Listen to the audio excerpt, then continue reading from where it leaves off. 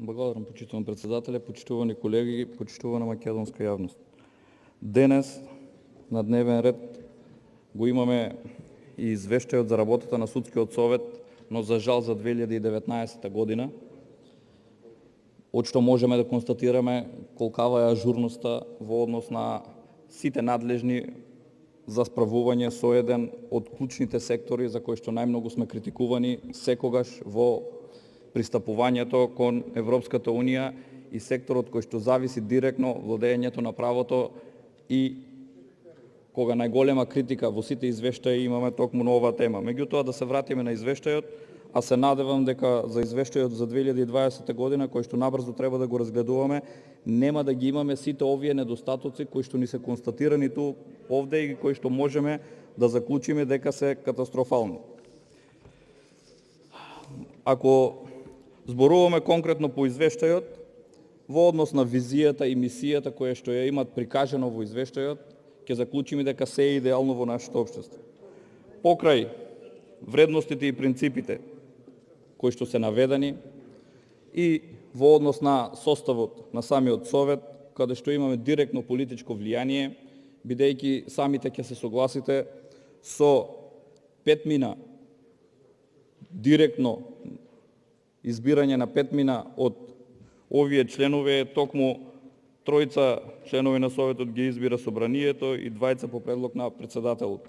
Значи имаме директно влијание, покрај тоа што во самиот Совет учествуваат во работата и председателот на Врховниот суд, секако и министерот за правда, меѓутоа без право на глас. Но да тргнеме конкретно од извештајот на што самите се осврнуваат и го позиционираат целиот извештај. Во своите надлежности, кои што се 20 на број, една од надлежностите и разгледување на годишниот извештај на Врховниот суд на Република Македонија за утврдените начални ставови и така натаму. Меѓутоа, за неполн месец бевме сведоци на директно спротивставување на два клучни елементи во нашата држава, тоа е извештајот на Народниот правобранител и извештајот на Републичкиот судски совет, токму во спротивставени ставови и мислења по однос на одредени судови. Ова го темелам токму врз основа на извештајот на Народниот правобранител, кој што за 2019 година ги наведува законските обврски во однос на постапување во законски разумен рок на самите судови и на крајот констатира дека самиот Врховен суд не ги почитува пропишаните рокови. Тоа се однесува токму на Врховниот суд. За разлика од Народниот правобранител, во извештајот на Судскиот совет вели вака: Врховниот суд на Република Македонија во 2019 година го совладал приливот на ново примените предмети и го намалил заостаткот за 169 предмети, па се оценува како ажурен суд.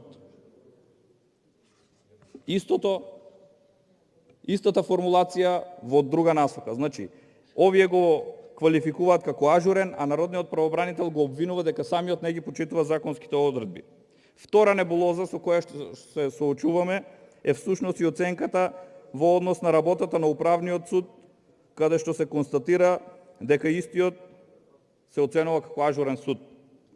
Пред само неколку месеци бевме сведоци дека во овој суд беа затекнати над 5000 предмети во фиока, кои што претежно се однесуваат на царински и финансиски предмети, секако и имотно-правни предмети во однос на сопственост.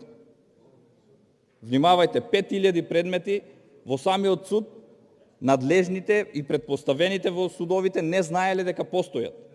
Дали во овој суд имаме влезно-излезна архива, да се знае колку предмети влегуваат, колку излегуваат, а Судскиот совет ги нотира како ажурен суд во однос на совладувањето на предметите и решавањето на предметите. Исто така, се констатира и различно толкување на одредбите на различни совети во различни судови, како во апелационите, така и во управните и Висшиот управен суд. Различни совети, судечки совети во самите судови по иста фактичка состојба донесуваат различни пресуди, односно различно ги толкуваат одредбите од позитивните законски прописи. Катастрофална ситуација која што не смееме да ја дозволиме, бидејќи двајца граѓани кои што имаат ист правен проблем, едниот може да биде позитивен, за другиот да биде негативен. Тоа е она невладење на правото и неправдата која што владее во Република Македонија. Уште еден фрапантен податок, директно од извештајот на Судскиот совет, ќе ви го цитирам, се однесува на табелата за состојбата со стари предмети во судството. Внимавајте, вели вака: во јануари 2019 година постари предмети од 3 години се 6318, постари предмети од 7 години 365, постари предмети од 10 години 155, 7 години, 10 години предмети кои што во лавиринтите на судството се провлекуваат се уште и истите се подложни и на релативна и на апсолутна застареност. Тенденцијата во овие предмети е истите да застарат, зашто сите сме сведоци дека и доколку се донесе одредена пресуда за одредени личности кои што се моќни, истите при извршувањето се застаруваат со самите рокови на застарување, дали релативно или апсолутно застарување, и ова е потврда токму на тоа. Не смееме да дозволиме овие бројки, преку 150 предмети да се подолго од 10 години во правните лавиринти на судовите. Контрадикторноста продолжува и понатаму, каде што вели во однос на оценување на судиите од страна на Судскиот совет, вели вака: како резултат на спроведено редовно оценување од страна на Судскиот совет на Република Македонија се донесени одлуки за оценка на работата за 2017-2018 година вкупно за 500 судии. Од вкупниот број оценети судии, 452 судии се оценети со оценка многу добар или 90,4%, 42 се оценети со оценка добар или 8,40%, 5 судии се оценети со оценка задоволителен или 1% и 1 судија е оценет со оценка незадоволителен или 0,2%. Според оваа табела за оценка на судиите, нашето судство требаше да биде носител на правдата во оваа држава. И судството е на висина на својата задача, според овој извештај, каде што самиот Судски совет нотира, но зошто го прави ова? Ова го прави бидејќи директно одговорни за ажурноста на судиите и на судовите е токму Судскиот совет, кој што им е директно предпоставен во однос и на именување, на разрешување, на следење на целата работа на судовите. Неажурноста и неефикасноста на судството провлекува директна одговорност на Судскиот совет, каде што директно е политизиран, напоменав на почетокот по кои основи, и затоа истиот е неефикасен. Меѓутоа,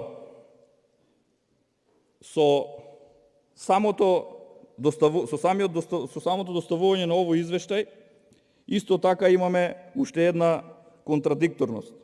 Тоа е, вели вака: во текот на 2019 година Советот постапуваше по 554 представки, од кои 502 беа разгледани, 500 се неосновани, а 2 се основани. Ова е за почит, доколку е на вистина така. Тоа повторно ќе повторам дека нашите судови се ажурни и истите нема потреба од никакви реформи според извештајот на Републичкиот судски совет. Меѓутоа, за жал, ова розова ситуација прикажена во извештајот не соодветства со реалноста. Над 70% од граѓаните имат недоверба во правосудните системи, во правосудниот систем, вклучително и судовите. Според Transparency International сме на 111-то место по перцепција на корупција, според Economist сме хибриден режим. Сите негативни квалификации се окарактеризираат во правосудството. Меѓутоа, да не генерализираме, и во судството имаме честни луѓе кои што си ја знаат работата и сакат да ја работат. Меѓутоа, од поединци кои што подложни на корупција и криминали и политички влијанија ја создаваат целата црна слика за целиот правосуден систем. Затоа можеме слободно да заклучиме дека во Република Македонија имаме моќни поединци и слаби институции. Ви благодарам.